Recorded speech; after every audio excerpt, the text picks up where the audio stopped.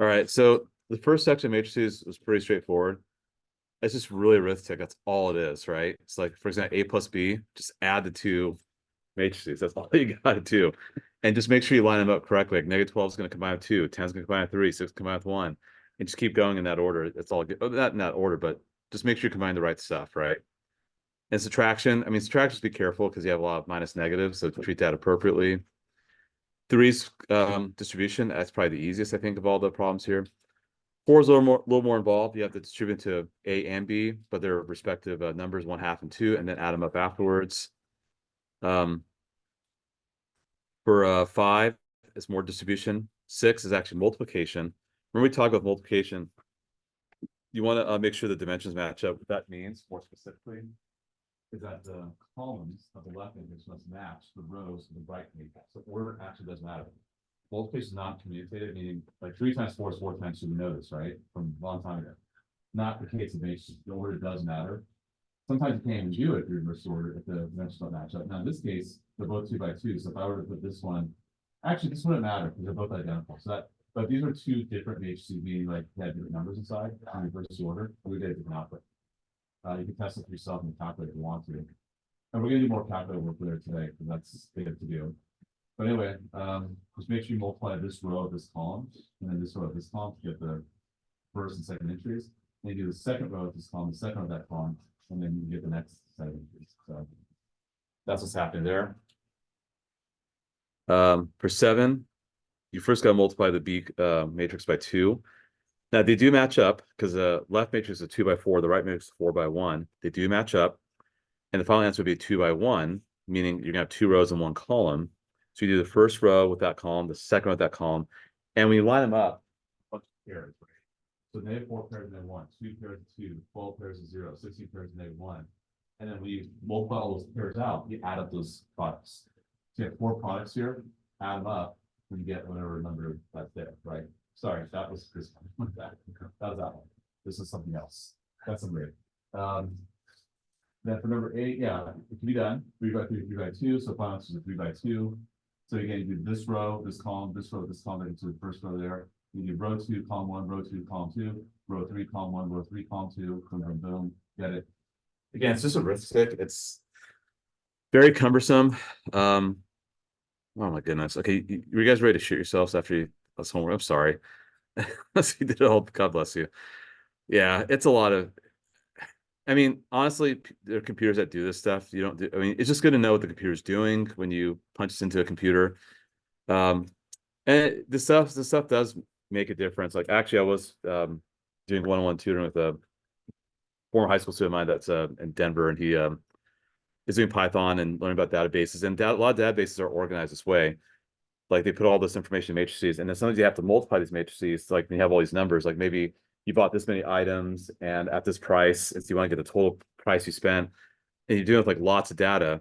So it's easy to put in a matrix, right? The computer does it more efficiently that way. So you just got to know what the computer is doing. That's why so a lot of computer systems organize information this way, right? So that's why we're doing this, but to do it by hand's a pain. This is to show you that if you reverse the order, you would get different things. So that's just something to keep in mind. Yeah, H and I's there. So it's not commutative, as I already mentioned. And then here you have equal matrices, meaning you try to find the right positions. You know, they equal like 3x minus 3 equals 0 for number 13. Negative 3 equals negative 3, obviously number 13. Just line them up, work it out. That's all. So any questions on this at all? No? All right. We will be planning on having a quiz on this next week. I think it's a good time to do a quiz. Maybe we'll aim to do a quiz next Tuesday. Actually, I think next Tuesday is AP English language, so maybe that's wishful thinking on my part. Here are my juniors in here. Yeah, that might be English language, I think, next Tuesday. Shit. Sorry. I'm sorry about language. Damn it. Right. Well, maybe we'll do it Wednesday then. I don't know. All right. Anyone have comp sci principles, world history? No? Okay. Well, Okay, well, we'll figure it out. I'll figure it out. Damn. All right. Okay. So anyway, well, yeah. All right. So that's the homework. So now let's start the notes. In the notes, let me give that out to you guys. So this is notes for the rest of the, I don't think we're doing anything more past this. So we're gonna do some tomorrow, some today, some tomorrow, some Friday. I think that, I don't know, maybe we might add some more, I don't know, but. Actually, I think next week I have to find with you. I think this is what I last heard of the drill. My is really got those people in there. I think answer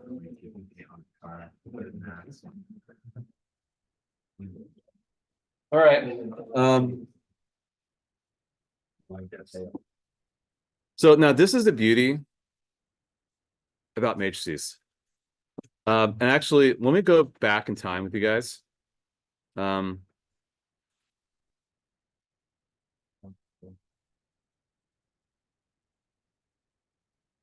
guys might remember doing problems like this back in the day. This is like my Algebra 2 honors folder from many years back. You guys remember solving these problems, right? Systems of equations a long time ago. And you remember like substitution, elimination, blah, blah, blah. Word problems, like this word problem, like, hey, adult pass per county fair costs 2 more than a child pass. You have this many adults and this many kids and made this money, find the cost of each, like things like solving for unknowns, right? And they could get even crazier. Like what if you have 3 equations, 3 variables, right? Or like what if you have a word problem that has 3 unknowns? Like if you look at this word problem, at a pizza shop, you're selling pizza, soda, and salad, and you have all these different scenarios. What's the cost of each item? Yeah, I mean, to do that by hand is not fun. And heck, you could have 4 equations, 4 variables, 5 equations, 5 variables. If you start taking more advanced science classes, ultimately you might have like lots of unknowns you have to solve for, especially in physics. Sometimes that happens. And to do it by hand is just going to be impossible. So you need a process that's more efficient. I think 3 by 3, you guys could probably be okay doing it by hand, but it's still not fun to do. In fact, actually, if I show you my solution keys for some of these, if I have them, maybe this folder might have it. Algebra 2, fall semester, problem sets.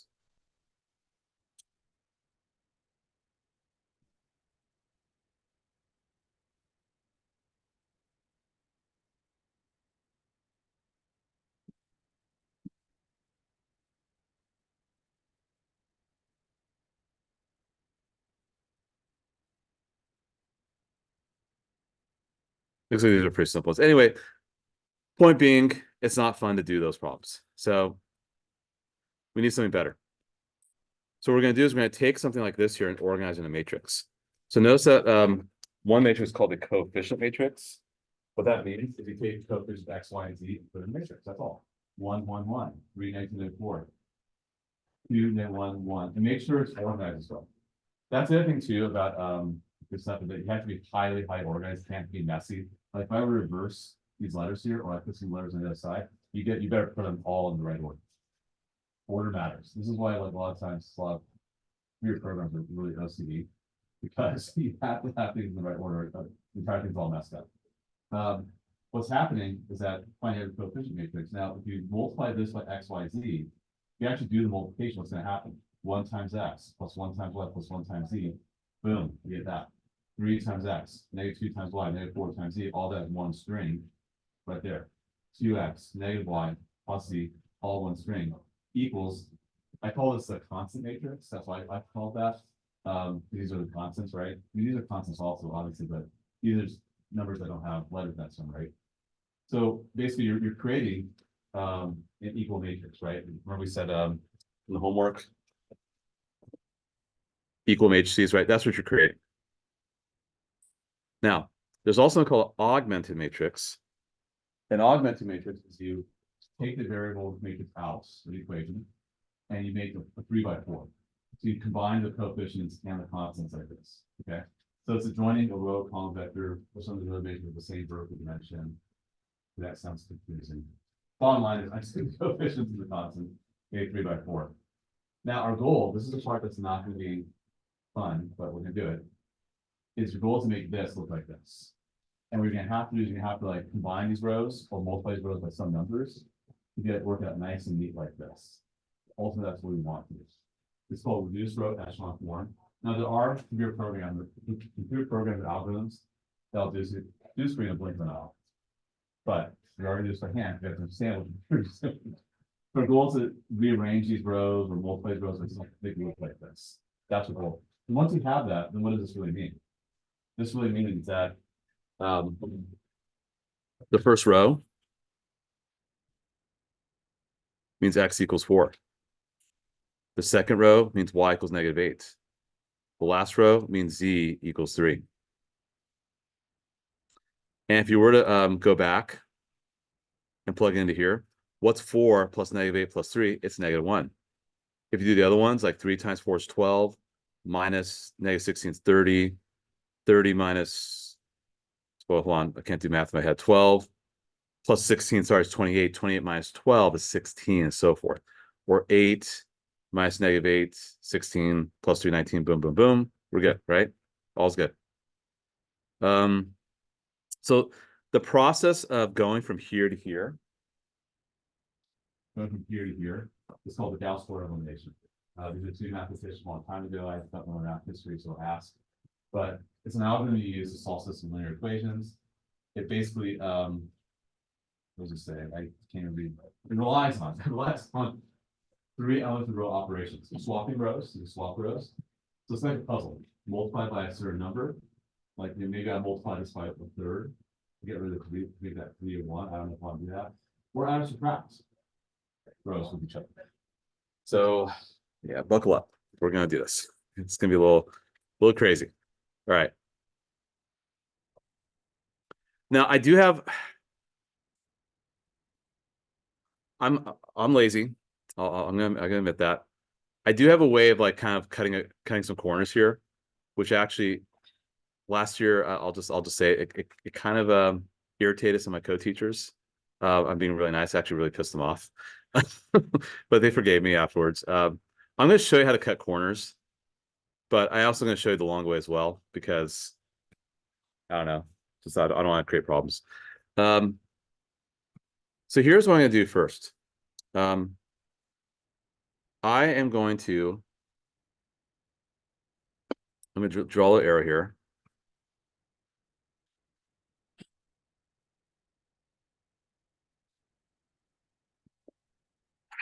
Let me think here. I'm going to do -2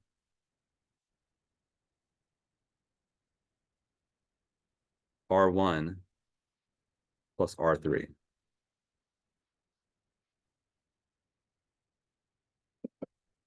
Why do you think I'm doing that? Why do I multiply this first row here by -2 and add it to this? What do you think that's going to accomplish? If I multiply this by -2 and add it to this guy, something's going to eliminate. What's going to eliminate? Yeah, if I multiply that by -2. So if I do just off to the side here, what's -2 R1? That's going to be -2, -2, -2, and 2, right? What's R3? 2, -1, 1, and 19. If I add those up, what's going to happen? So that's what I put right here. You can see why this is not fun, because we're going to have to do this many times. Okay. But that's why I created, right? And actually, let me space out a little better, because it's going to get a little messy. When you get very good at this, you just kind of just do it mentally. But I want to show you the process. Like I'm multiplying row 1 by -2, adding to row 3. Now I've eliminated the first element in the third row. And this, the first row, I'm not going to touch it. I'm just going to leave it like it is right now. I'm going to leave it alone. At the same time, I'm going to do this. Let's switch colors for a bit of contrast. I'm going to -3, -3 R1 plus R2. What's -3 R1? -3, -3, -3, and 3. What's R2? 3, -2, -4, and 16. If I add those up, what do I get? 0, -5, -7, and 19. All right, here we go.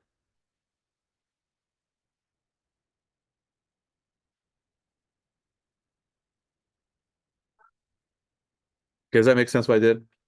Just arithmetic. That's really all I'm doing. It's just kind of pain in the ass, but we're going to do it. All right, so now I'm going to wrap around.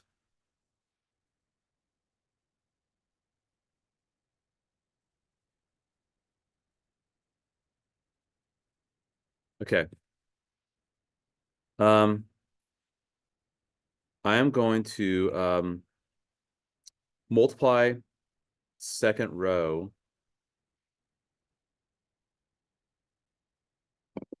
Let me think here, just so I don't mess this up.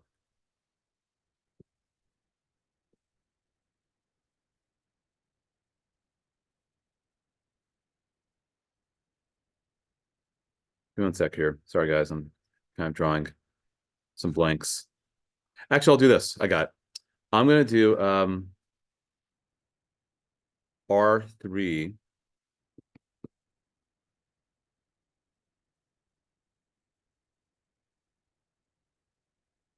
plus R1. Because if I add the third row with the first row, 0 plus 1 stays 1. That, of course, will change. But what happens when I do this? That becomes 20, right? And I like adding instead of multiplying or subtracting because, subtracting can make things messy. So that's going to become still 1, -2, 0, and 20.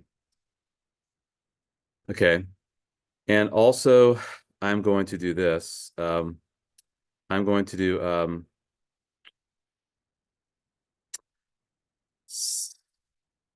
-7 R3 plus R2. So if I do -7 R3, that's going to be 0, 21, 7, use a calculator, -147. And R2, which of course is 0, -5, -7, and 19. Add those up, I get 16, 0, and -128.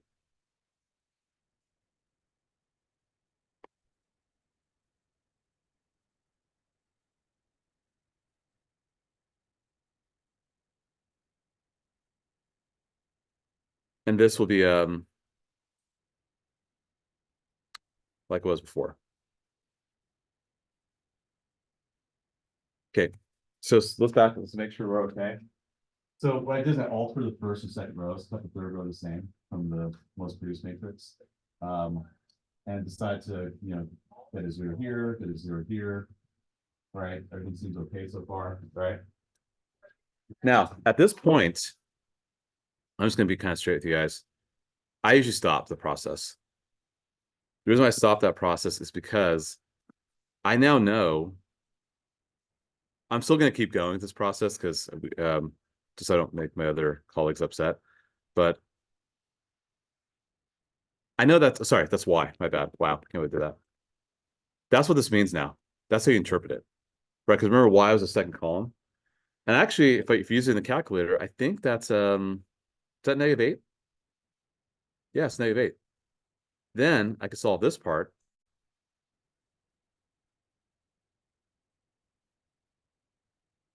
If I work that out, I should get 3 for z. And if I work this out,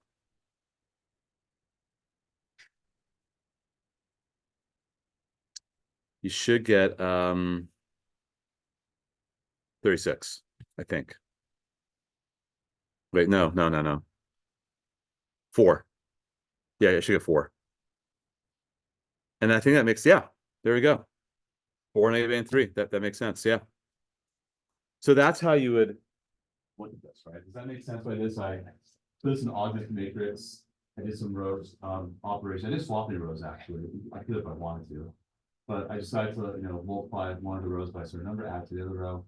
And as what I like to do usually is the row I'm changing. I usually put that as the last thing here to show I'm changing row 2. So I'm using -3 times row 1, adding row 2 to change row 2.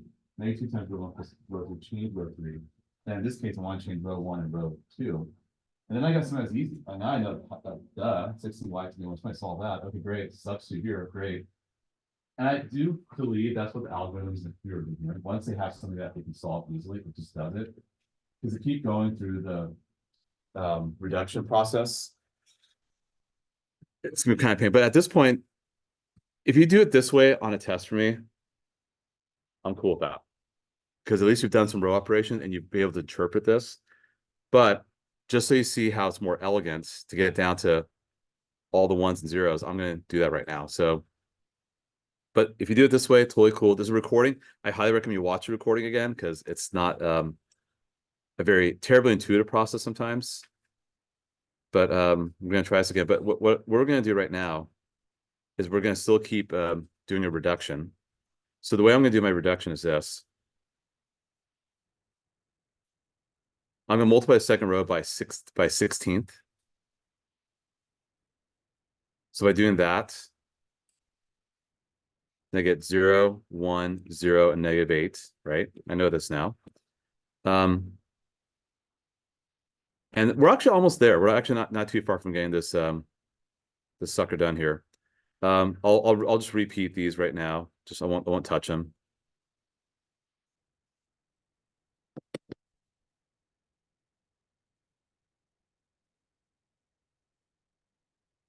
Then what I'm going to do is I'm going to do 2R2. Let's go back to color coding. 2R2 plus R1, which will be 0. Nope, applied. 1, 0, 0, and 4. Because you're doing -16 plus 20. This stays as is.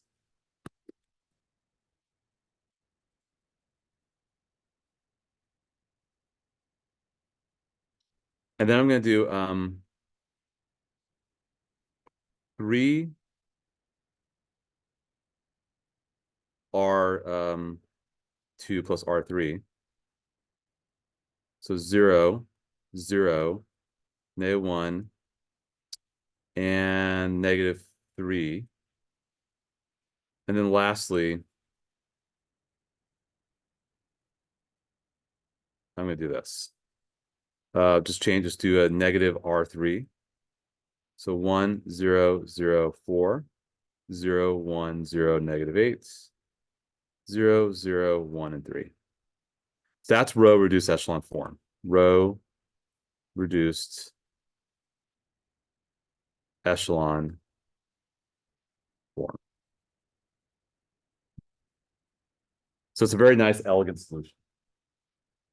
That's x, 0y, 0, z is 4, 0x, y, 0, z, -8, 0x, 0y, z, 3. Okay. So that's how it's done. But if you're at this point and you can kind of like start solving more quickly, you can. But I wouldn't solve this by hand by like substitution elimination. It's just too like the old school ways. It's just too crazy. I wouldn't do that. So that's what we do.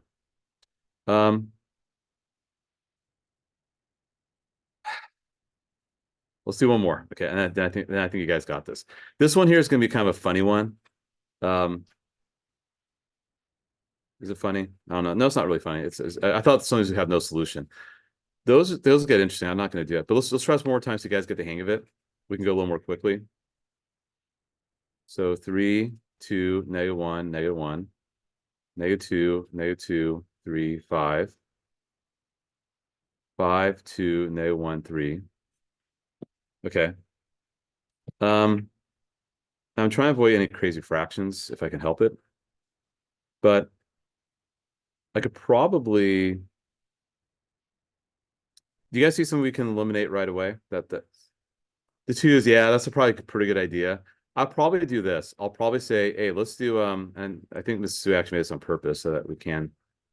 She makes these notes that we can do this pretty. So I would say R3 plus R1 and R3 plus R. Sorry, I lied. R2 plus R1. Sounds like from Star Wars R2D2. Anyway, sorry.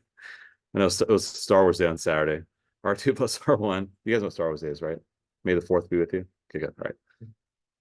I'm not the only Star Wars geek in here. Good. It's all social media everywhere. Anyway, R2 plus R1, R3 plus R1. So you wind up getting okay, I'm just losing my mind today. Sorry, guys. R2 plus R3. My apologies. Okay, R2 plus R1, R2 plus R3. There we go. So R2 plus R1 is going to be 1, 0, 2, 4, 3, 0, 2, 8. You can see the likelihood of making errors. It's pretty high. I think I got it. Yeah. How do you know to put it in R2 or R3? Like for like the R2 was R3. Well, so yeah, right. Good question. So the first row, I want these to be zeros. The third row, I want these to be zeros. So I want the second and third columns to be zeros in the first row. I want the first and second columns to be zero in the third. And I mean, yes, I'll worry about this later, but I don't want I need it, so at least I got my zeros here now. Because I need this to be a 1, I need that to be a 1. Okay. But really, I'm looking to just get zeros. That's what I'm looking to do. I'm looking to eliminate. So that's why we call it, row reduce or elimination. Gauss-Jordan elimination is called that too sometimes. Then what I'm going to do is I'm going to get rid of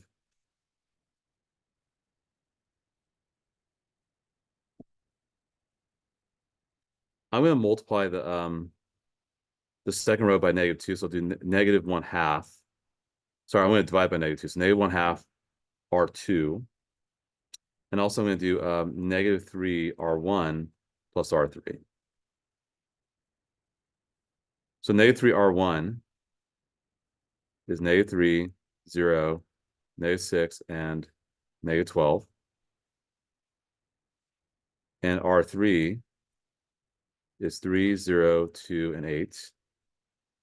0, 0, -4, -4. 0, 0, -4, and -4. And that's 1, 1. Let's try and avoid this. -3/2 and -5/2. Sometimes you can't avoid the fractions, so be it. And then that's 1, 0,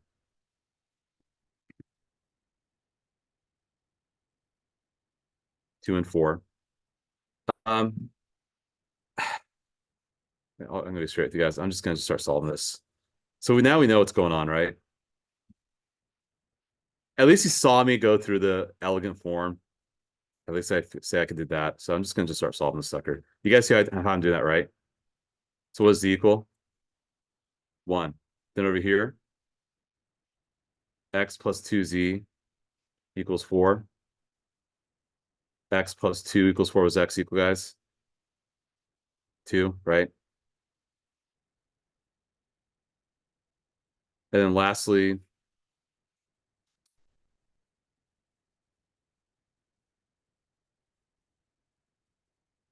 switch up the colors for a bit of contrast. You'll have x plus y minus 3/2 z.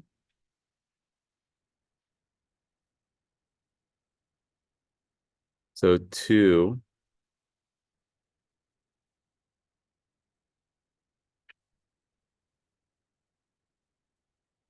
that's going to be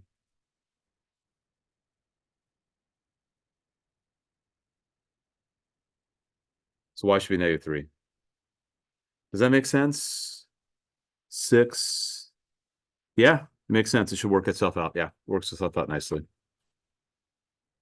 This will be our little secret. We'll keep it this way. So once you get at least like 2 zeros in one of the rows, then you can just start solving one of the variables. Just say, yeah, it's equal to that number, boom, and then you solve the rest. So,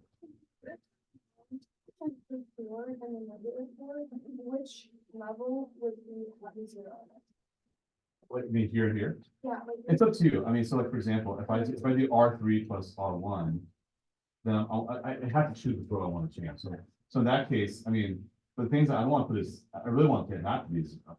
Yeah. I think what I would have if I kept going with this row reduced echelon form, I probably would have done -R1 plus R2 to get rid of 1 here. And then I would have to then multiply this by -1/4. Then I have to somehow get rid of this 2 to get rid of that -3/2. Right. So yeah, I mean, I think I had like 2 more steps or 2 more transformations to do. and I would got it, but I didn't feel like it. Here's example 3. I mean, you guys have done substitution elimination in the past. I mean, I'm not sure why she has this here, but you would set up like this.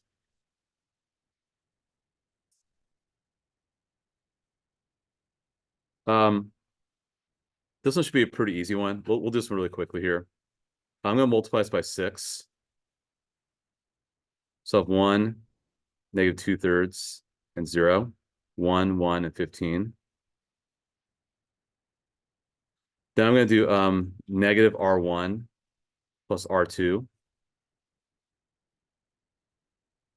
So 1, negative 2/3, and 0. That becomes 0. That becomes 5/3. And that becomes 15.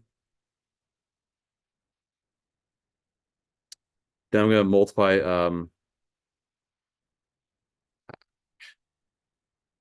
by 3/5.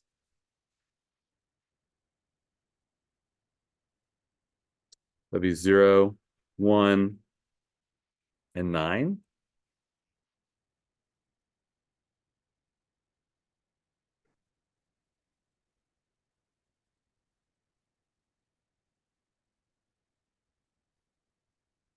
Then I'm going to multiply 2/3 R2 plus R1. So it'll be still 0. But that becomes sorry, that's 1, my bad. That'll become 0. And that will be 6. And that's your answer. X equals 6, Y equals 9. That's the process. So kind of full loop, right? Multiply by 6, make that 1. Multiply, subtract this with this to get rid of the 1 there. Multiply 3 6, make that 1.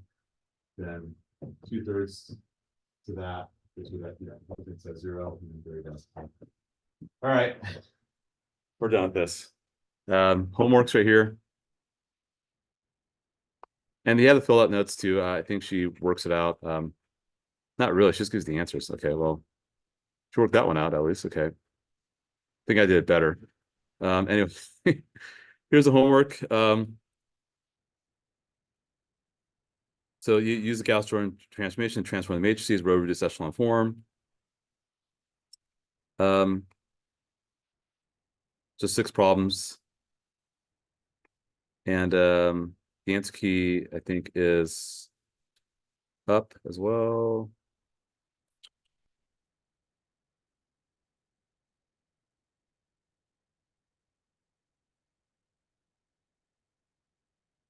Okay, it just says the answers, not the worked out solutions, but anyway.